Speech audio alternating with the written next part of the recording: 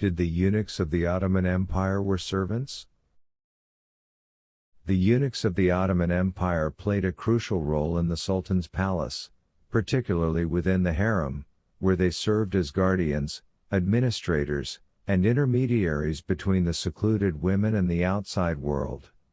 Their path to this position, however, was fraught with suffering and dehumanization.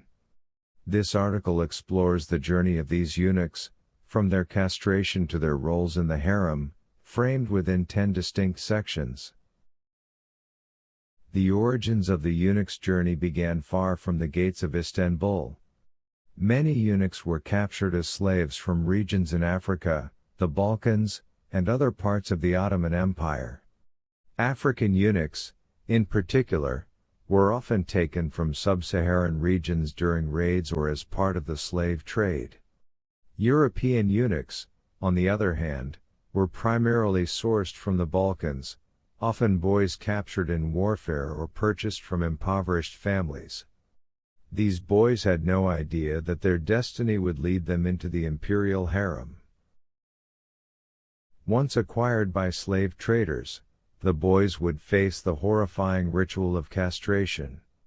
The procedure was brutal and often fatal. In some cases, entire communities of eunuch makers specialized in this grim task.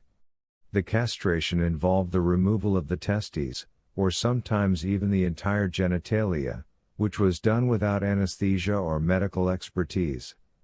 Many boys did not survive the ordeal, succumbing to infection or blood loss. Those who survived the procedure were considered valuable commodities and prepared for sale to powerful patrons, including the Ottoman court. After surviving the castration, the young eunuchs were sold in bustling slave markets across the empire. Cairo was one of the primary hubs for the trade in eunuchs, especially those of African origin. European eunuchs were more frequently traded through markets in the Balkans.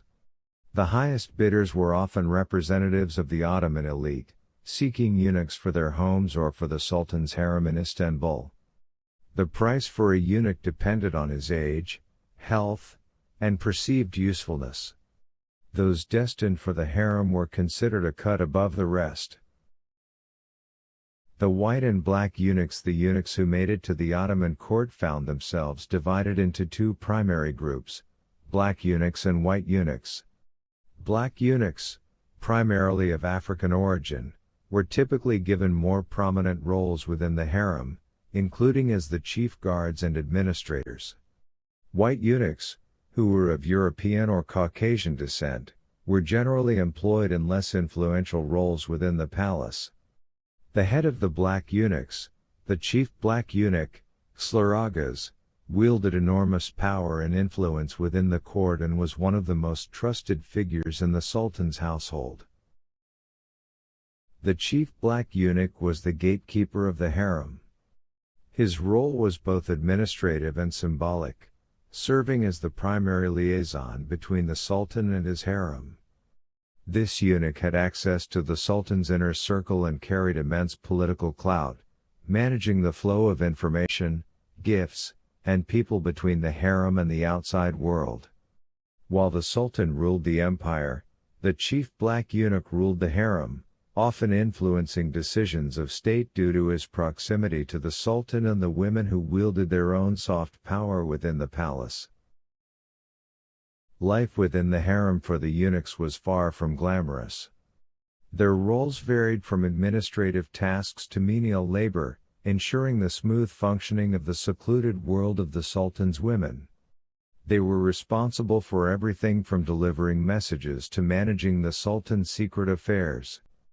Despite their proximity to power, eunuchs were often isolated, forbidden from having families of their own.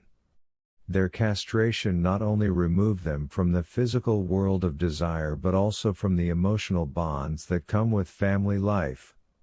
Their entire identity became one of servitude. While eunuchs were technically servants, many rose to positions of power within the palace, using their unique status to manipulate court politics. Because they were seen as neutral, Lacking familial ties and sexual desires, they were trusted with sensitive information and often became intermediaries between the Sultan and his ministers. Eunuchs could make or break alliances, arrange marriages within the court, and even influence the line of succession by supporting certain women or princes in the harem. They played a dangerous game of palace intrigue, balancing loyalty to the Sultan with their personal ambitions. Despite their influence within the palace, eunuchs were often treated with suspicion and contempt by those outside the court. Their status as castrated men led many to view them as unnatural or even cursed.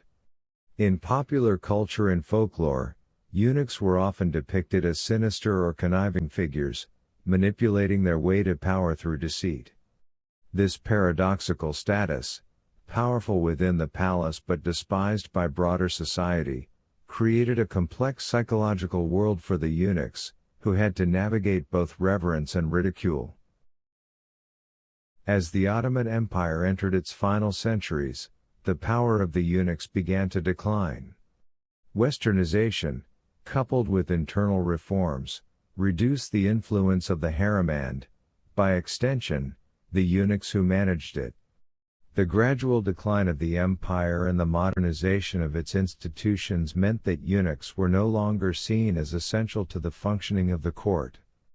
By the late 19th century, the role of eunuchs in the palace had diminished significantly, and with the fall of the Ottoman Empire in the early 20th century, the institution of eunuchs disappeared altogether.